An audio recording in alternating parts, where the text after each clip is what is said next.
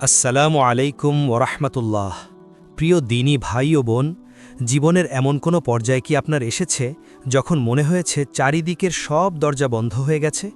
মনে হয়েছে এই বিপদ থেকে উদ্ধার পাওয়ার আর কোনো উপায় নেই? ডাক্তার জবাব দিয়ে দিয়েছে, বা ঋণের দায়ে আপনি জর্জরিত, অথবা খুব আপন কেউ আপনাকে ছেড়ে চলে গেছে? যদি আপনার মনের অবস্থা এমন হয়ে থাকে, তবে আজকের এই ভিডিওটি আপনার জন্য।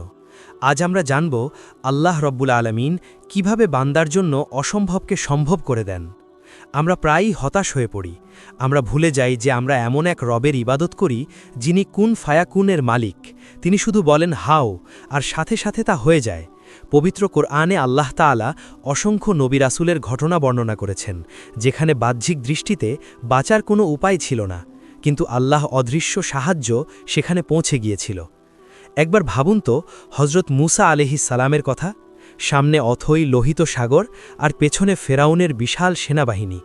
ডানে বায়ে পালানোর কোনো পথ নেই। নিশ্চিত মৃত্যু যখন চোখের সামনে, তখন বনি ইসরায়েলরা ভয়ে চিৎকার করে উঠল। কিন্তু মুসা আলাইহিস সালাম কি বলেছিলেন? তার ঈমান কতটা মজবুত ছিল! তিনি বলেছিলেন, কখনোই নয়, আমার সাথে আমার রব আছেন, তিনি আমাকে পথ দেখাবেন।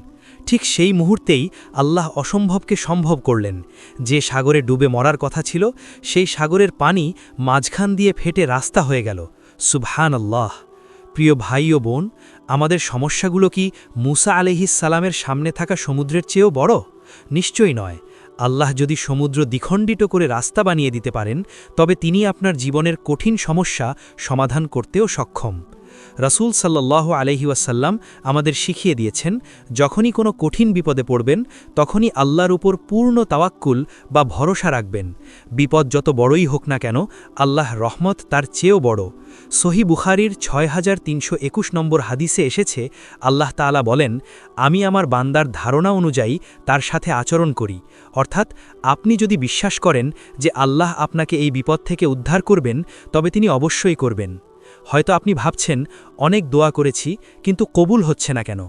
মনে রাখবেন, হজরত ইউনুস আলাইহিস সালাম যখন মাছের পেটে ছিলেন, তখন গভীর অন্ধকার আর সমুদ্রের তলদেশ থেকে তিনি আল্লাহর কাছে ফরিয়াদ করেছিলেন। মানুষের যুক্তিতে সেখান থেকে ফিরে আসা ছিল অসম্ভব, কিন্তু তিনি হাল ছাড়েননি। তিনি পাঠ করেছিলেন সেই মহান দোয়া, লা ইলাহা ইল্লা আনতা সুবহানাকা ইন্নী কুনতু মিনাজ জালিমিন। আল্লাহ তাআলা সেই গভীর অন্ধকার থেকেও তাকে উদ্ধার করে এনেছিলেন। আপনার জীবনও যদি অন্ধকারে ডুবে থাকে, তবে এই দোয়াটি বেশি বেশি পাঠ করুন। একনিষ্ঠভাবে আল্লাহর কাছে চান।